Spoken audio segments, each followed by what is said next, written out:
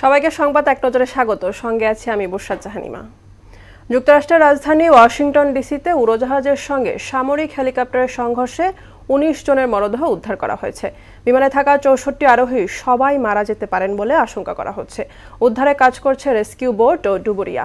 মর্মান্তিক দুর্ঘটনায় শোক জানিয়েছেন মার্কিন প্রেসিডেন্ট ডোনাল্ড ট্রাম্প।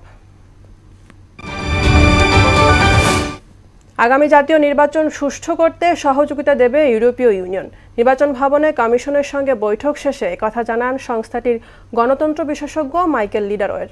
ভোটারদের আস্থা ফেরাতেও তাদের সাথে যোগাযোগ বাড়ানোর পরামর্শ দেয় ইইউ।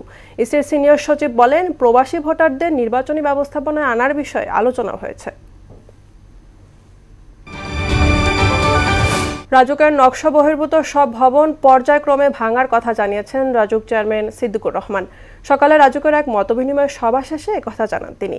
ড্যাপের সংশোধনী যাচাই বাছাই করে ১ মাসের মধ্যে পূর্ণাঙ্গ গ্যাজেট প্রকাশ করা হবে বলেও জানান রাজুক চেয়ারম্যান। আয়কর রিটার্ন জমা দেওয়ার সময় আবারও বাড়ানো হয়েছে। দাখিল করার শেষ সময় নির্ধারণ করা হয়েছে আগামী ১৬ ফেব্রুয়ারি। পৃথক আদেশে কোম্পানি করদাতাদের রিটার্ন দাখিলের সময় ১৫ ফেব্রুয়ারি থেকে বাড়িয়ে ১৬ মার্চ করা হয়েছে। ব্যবসায়ী ও পেশাজীবীদের দাবি বিবেচনায় নিয়ে এমন সিদ্ধান্ত নিয়েছে জাতীয় রাজস্ব বোর্ড। কাল থেকে শুরু হচ্ছে বিশ্ব ইজতেমার ৫৮তম আয়োজন। এরই মধ্যে আসতে শুরু করেছেন মুসল্লিরা। আজ মাগরিবের নামাজের পর আম বয়ানের মধ্য দিয়ে শুরু হবে মাওলানা জুবায়ের অনুসারীদের পর্ব। এবারে ইজতেমা ২ পর্বে অনুষ্ঠিত হলেও প্রথমটি হবে ২ ধাপে। মাওলানা সাদ অনুসারীদের তত্ত্বাবধানে ইজতেমা হবে আগামী ১৪ ফেব্রুয়ারি থেকে ১৬ ফেব্রুয়ারি। সেন্ট কিটসের নারী দলের দ্বিতীয় টি-20তে ১০৬ রানে বড় ব্যবধানে হারিয়ে ১ ম্যাচ হাতে রেখে সিরিজ জিতে নিল স্বাগতিক ওয়েস্ট ইন্ডিজ। টস হেরে ব্যাট করতে নেমে ৬ উইকেটে ২০১ রান করে ক্যারিবীয়রা।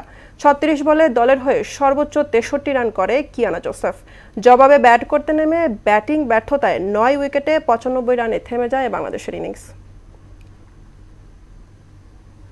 এই ছিল সংবাদ এক নজরে। সবশেষ খবর সবার আগে জানতে মোহনার সাথেই থাকুন।